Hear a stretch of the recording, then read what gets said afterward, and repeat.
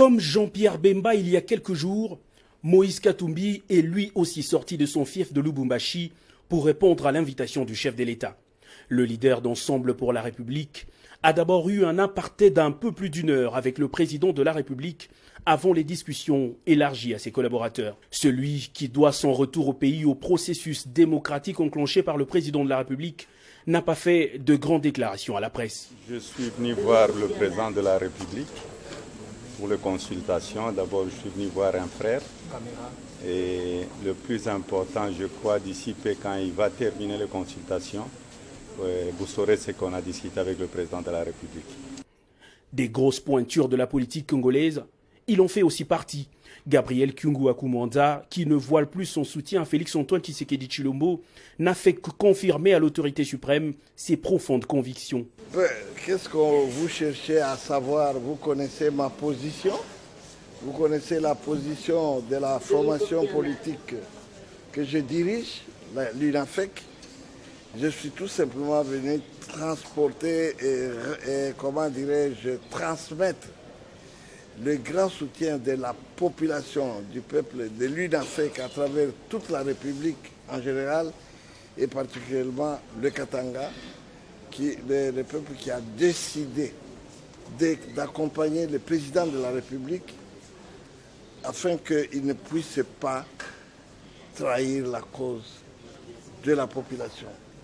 À la question de journalistes sur son avis à propos de la coalition FCC-CACH, le président national de l'UNAFEC a dit constater, comme plusieurs Congolais, l'échec de ce mariage. La FDC alliée, un autre regroupement majeur de la sphère politique congolaise, a été reçu ce samedi par le garant de la nation.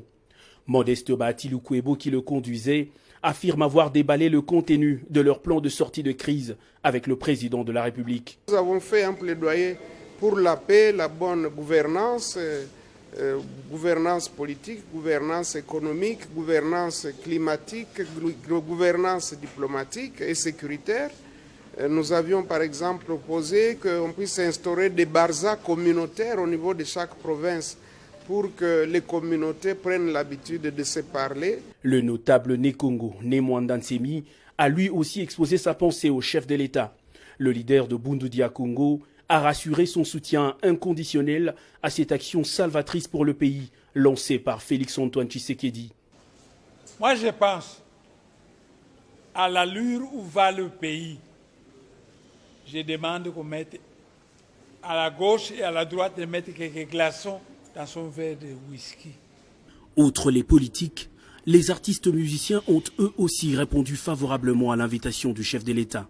Josarnio Kalongo, Blaise Boula, Evoloko ou encore Paul Balenza rêvent eux aussi d'un Congo nouveau.